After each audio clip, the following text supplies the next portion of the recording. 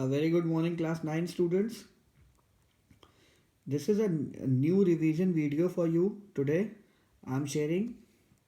This is a revision video for class 9th. Many of the students have asked me about Battle of Stalingrad. Stalingrad in the Nazi Germany. So I'm going to explain Battle of Stalingrad today in detail.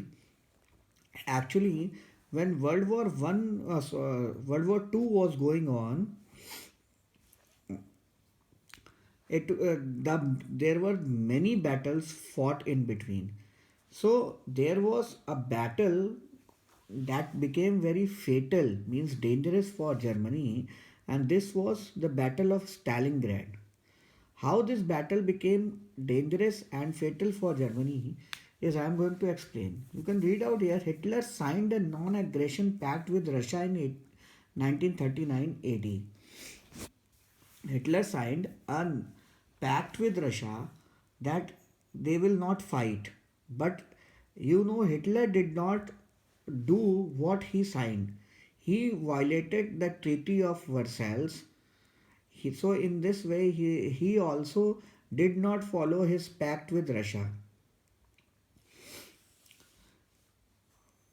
He wanted to conquer the fertile tracts of Ukraine, her mines, and old fields. Violating the Treaty of 1939, he attacked Russia from three sides in June 1941. 1941 में Hitler ने ना Russia पे attack कर दिया तीनों side से, जबकि Hitler ने इसके पहले एक ट्रीटी साइन की थी 1939 की, जिसमें ये डिसाइड हुआ था कि हिटलर रशिया से लड़ाई नहीं करेगा, फाइट नहीं करेगा. लेकिन हिटलर के दिमाग में क्या था? उसके दिमाग में चल रहा था कि यूक्रेन बहुत ही फर्टाइल ट्रैक्ट्स हैं, फर्टाइल लैंड है, वहाँ माइंस भी हैं, ऑयल फील्ड्स भी हैं. तो हिटलर इन सारी चीज़ों को कब्जा करना चाहता था. उसने अटैक किस साइड से किया? लेनिनग्राड, मॉस्को और स्टालिनग्राड, तीनों तरफ से जर्मन फोर्सेस ने रशिया को अटैक किया. इन तीनों में सबसे ज़्यादा भयंकर लड़ाई जो हुई, दैट वाज 5 months, 5 महीने चली, 1942 to 1943 तक चली, स्टालिनग्राड में. अब इसमें कहते हैं कि इतनी भयंकर फाइट थी कि इसमें कम से कम 2000 टैंक इस्तेमाल हुए थे, 2000 एरोप्लेन्स और 2 मिलियन लोग इन्वॉल्व थे. ठीक है. अब इसमें क्या, एंटायर पॉपुलेशन ऑफ स्टालिनग्राड की पूरी पॉपुलेशन रशिया के साथ खड़ी थी. इसलिए जर्मनी का बहुत ही तगड़ा लॉस हुआ. यहाँ पे जर्मनी को बहुत नुकसान हुआ, हिटलर को बहुत नुकसान हुआ. यहाँ पे Germany had to suffer a lot. Germany के कम से कम 3 लाख सोल्जर्स मरे इस बैटल में, और करीब 90,000 जर्मन ऑफिसर्स को सरेंडर करना पड़ा. जर्मन ऑफिसर्स, यानी कि जर्मनी का ये फैसला बिल्कुल भी गलत हो गया था, बहुत ज़्यादा गलत हो गया था रशिया पे अटैक करने का. यही से गेम चेंजर था, वर्ल्ड वॉर का पूरा गेम ही चेंज हो गया था, और जर्मनी की पूरी डाउनफॉल यहीं से चालू हुई थी. In this way the battle is regarded as a most important battle of second world war. Second world war की बहुत इंपॉर्टेंट बैटल डिसाइड की गई थी, और एक तरीके से इस बैटल ने ही पूरा रुख बदल दिया था पूरे के पूरे वर्ल्ड वॉर 2 का. ठीक है. तो ये बैटल ऑफ स्टालिनग्राड है. मेरे को 2-3 बच्चों के मैसेजेस आए थे, sir please explain the battle of Stalingrad. So for them the battle of Stalingrad is being explain. I am requesting you students, I will be giving you the revision videos on daily basis, but now since you are about to give the exams, if you are having problem in any of the means question, I can especially make a small video, 2-3 minutes, 5 minutes video, and that I can share with you on my YouTube channel, so that most of the students can get the answers of that question.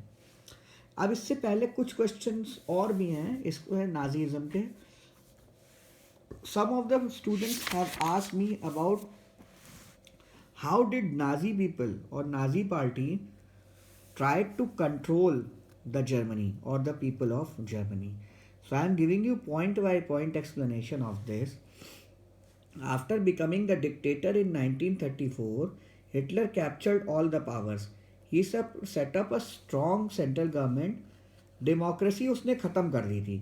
उसने सब कुछ centralise करने की कोशिश की थी कि एक ही गवर्नमेंट रहेगी और एक गवर्नमेंट पूरी चीज़ को कंट्रोल करेगी. ज़्यादा गवर्नमेंट जो होती है वो चीज़ों को डिस्टर्ब करती है. This was the thinking of Hitler. Hitler ने पूरी की पूरी पावर अपने हाथ में ले ली है. और उसने क्या किया, सेकंड काम क्या किया, all opposition was suppressed with iron hand. सारी अदर जितने लोग उसका विरोध कर रहे थे, जितने लोग उसके विरोध में थे, सबको उसने कुटवाया और मरवाया अच्छे तरीके से. कम्युनिस्ट पार्टीज को बैन कर दिया उसने. सबसे ज़्यादा उसको किससे प्रॉब्लम थी, कम्युनिस्ट पार्टीज से. कम्युनिस्ट पार्टीज को उसने बैन कर दिया. ठीक है. जर्मनी ट्रेड यूनियंस जितने थे वर ऑल्सो सप्रेस. जो मजदूरों की लड़ाई लड़ते थे, कोई भी यूनियन, कोई भी ग्रुप हिटलर सपोर्ट नहीं करता था, किसी भी यूनियन या किसी भी ग्रुप को.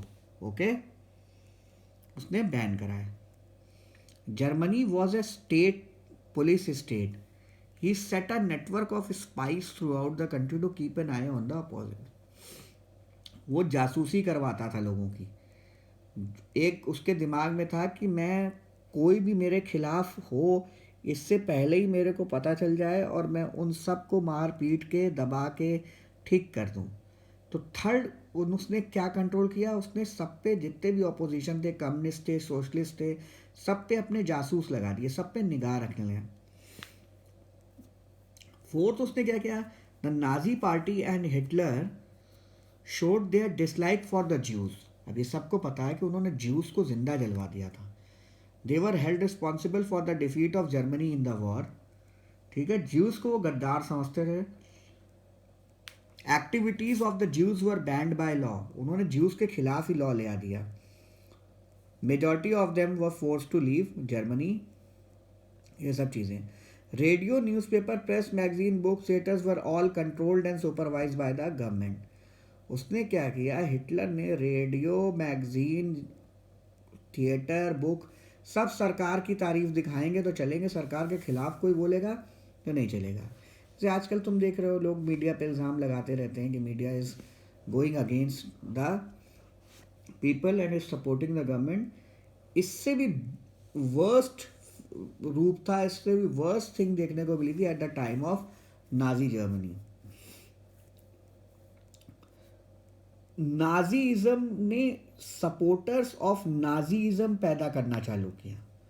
तो एजुकेशन सिस्टम को उसने इस तरीके से किया कि सबके अंदर सिर्फ नाजीइज्म ही चीज़ सिखाई जाए.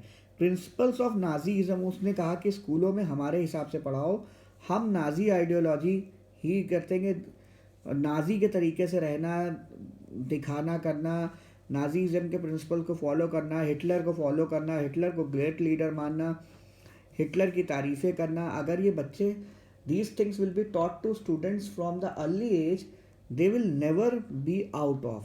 कहते नहीं कि छोटे बच्चे को शुरू से जो सिखाओ वही चीज़ वो सीख जाता है.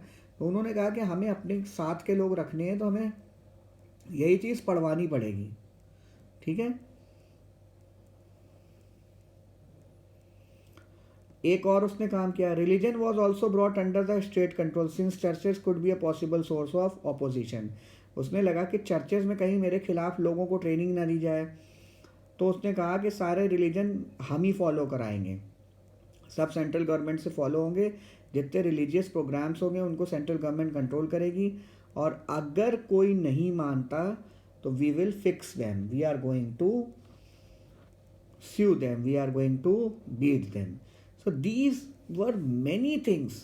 मिलिट्री, उसको मिलिट्री बहुत पावरफुल थी. उसने पावरफुल मिलिट्री की, मिलिट्री में लोगों की भर्ती कराई, क्योंकि वो मिलिट्री के दम पे राज करना चाहता था. खुद भी वो एक मिलिट्री में ही था, सबको पता है. उसने एक स्लोगन भी दिया कि we want guns not butter. सबके हाथ में बंदूकें होनी चाहिए, अगर बंदूकें रहेंगी तो सब सेफ हैं. तो एक तरीके से नाजी जर्मनी एक तरीके से the worst form of dictatorship, the worst form of dictatorship could be felt in the Nazi Germany, and this was the worst form of government which world has seen. तो ये भी 10 students के question थे, तो मैं बता रहा हूँ इस तरीके की चीज़ें नाजी जर्मनी, ये हिटलर की पॉलिसी थी, हिटलर की कंट्रोलिंग की चीज़ें थी. ओके.